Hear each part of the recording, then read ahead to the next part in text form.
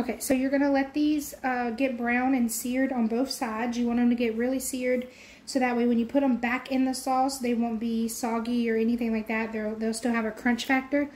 And then this is the other items you need. You need a stick of butter. You don't need the whole thing, roughly 1 to 2 tablespoons.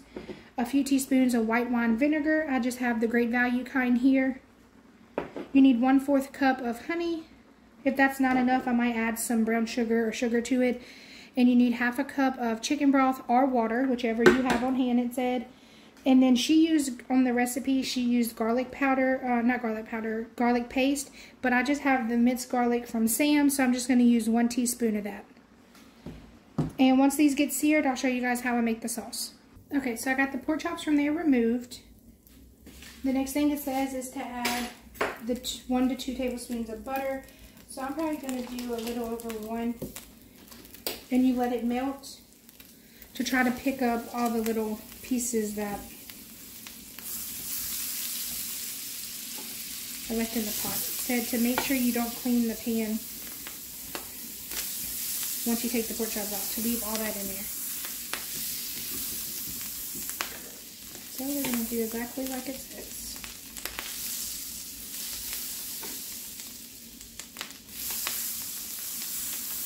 And I just thought the Land O'Lakes butter would make this even more better. It just has a rich cream taste to me. Okay, so I'm going to remove this off the burner real fast.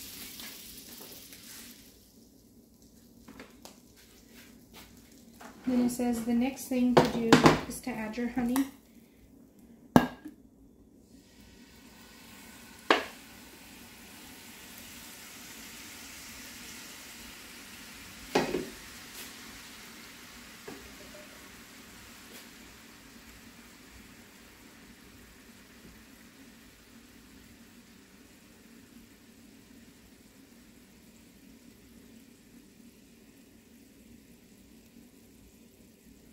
And it said to make sure you don't burn your honey when adding it, so that's why I slowed down the heat and sort of removed it.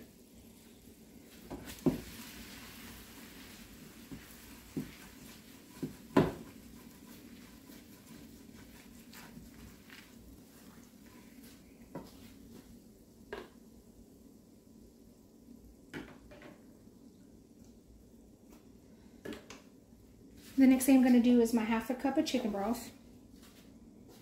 Okay, so what I did to make sure I got all my honey out is I poured my chicken broth into my honey dispenser and shook it really well so I could get all the extra chicken broth out of there. All the extra honey out of there.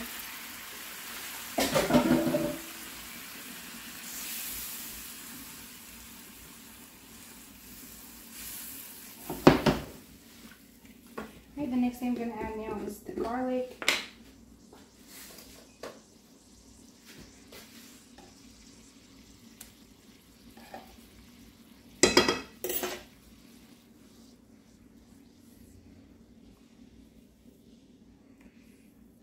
And just a little bit of the white wine vinegar. It was about 1 tablespoon. And I said to just let it cook until it gets super thick.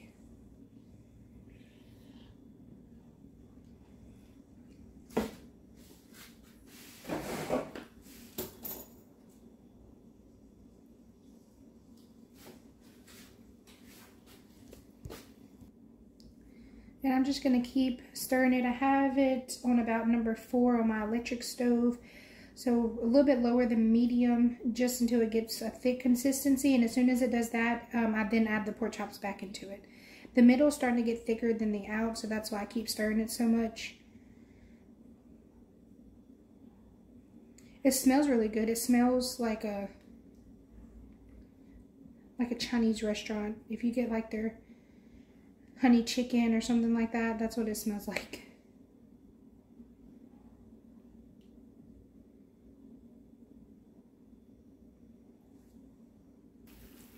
And the way that I reheat my dirty rice, because you know it is rice, so it does bound together in the fridge and it's been in there for 2 days, is I put 1 tablespoon of butter in there. onto the top, and I let it cook for about 2 minutes, and then I stir it around once the butter's melted, and it just sort of rehydrates the rice just a little better than just putting it directly in the microwave.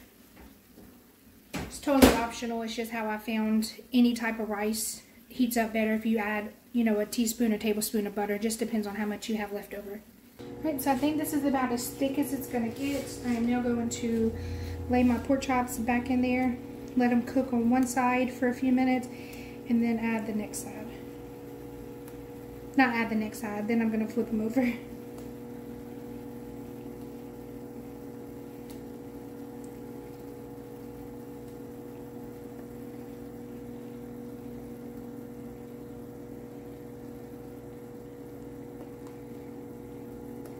And I only used, I did use 4 pork chops, so this is 4 pork chops cut up, but of course mine were really fatty because I bought the assorted kind of pork chops from the store, because that was what was on sale. So a regular size pork chop, you would probably only need 2, maybe 3 to feed, you know, at least 2 people, maybe 3. This would probably definitely feed, you know, man, woman, and child. So just, you know, just cook whatever is needed for your family. I could definitely see the sauce stretching because it didn't get as thick as it should. I mean, as you would think it would when it says thicken up, but it is thick enough. So it definitely can go a long way.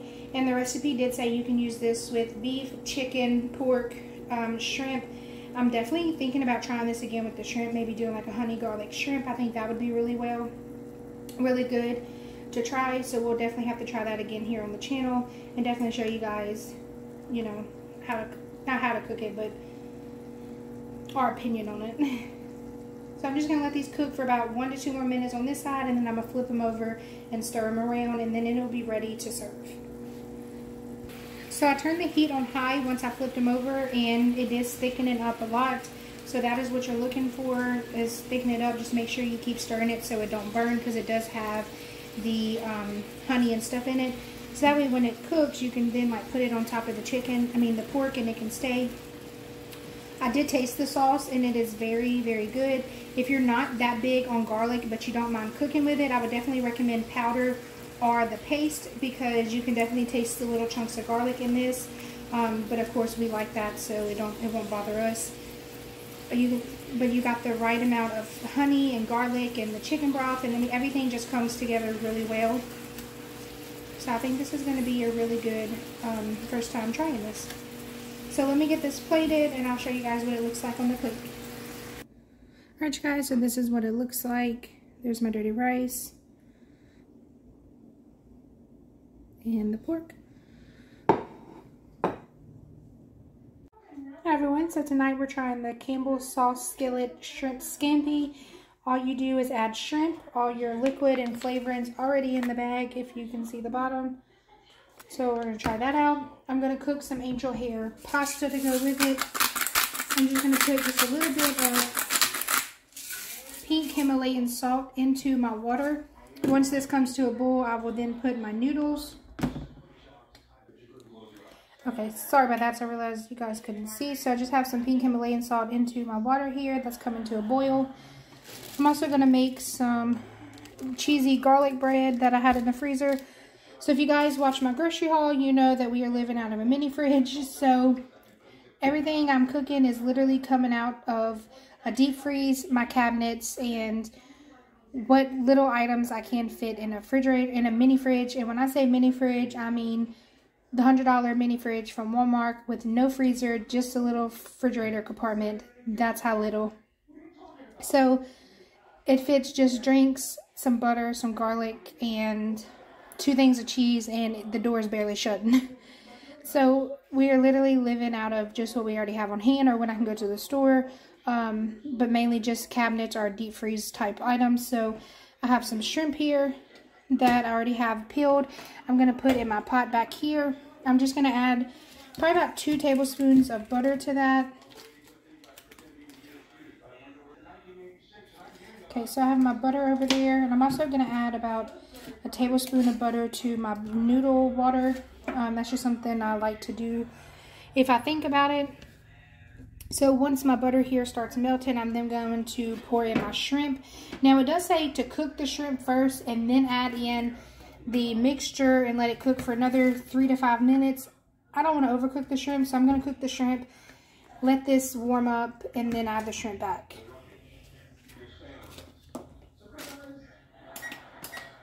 And I'm just setting my stove to 425 for my toast. And this should be about a 5 to 10 minute dinner, 15 minutes most. I let my water get hot first at the sink, so that way it won't take so long to catch a boil. This has only been on the stove for about 2 minutes and it's already about to catch a boil. So that's another way to cut it down faster. Alright, so if you can hear, my butter is pretty heated up, and in my shrimp I go, and I just have about 20 shrimp in there. I don't know how much this is going to make or how much sauce, but I just figured, you know, a little bit of what we would eat in there. And like I said, since we're living out the mini fridge, I can't have anything with leftovers, so that's also trying, because I like to cook more and eat it for lunch or something the next day, but definitely can't do that. So we'll just see how this guy goes. My refrigerator won't be fixed until the 21st of this month, so another 2 weeks without it, and it's already been a week. So we're going to try this. Just living out a deep freeze in a cabinet. Okay, and to my shrimp, I'm just going to add some sea salt, garlic, rosemary, and parsley mixture that I have in here, just to give it a little color.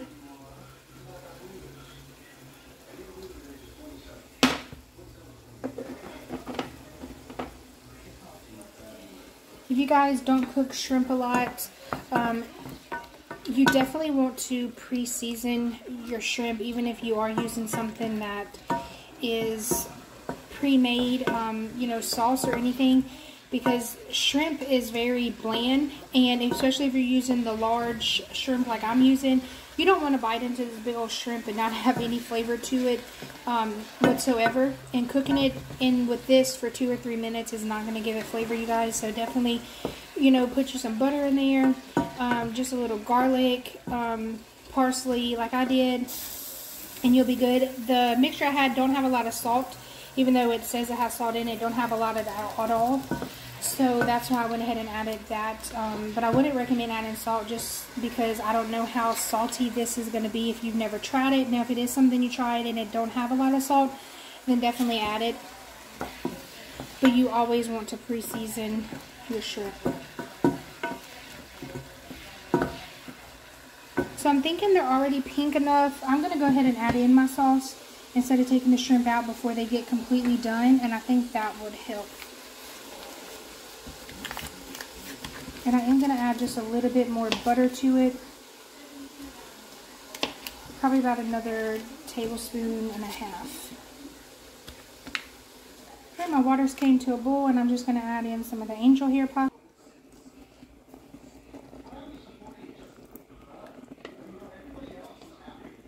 So it's still got some in there. I'm just going to scrape that out real fast.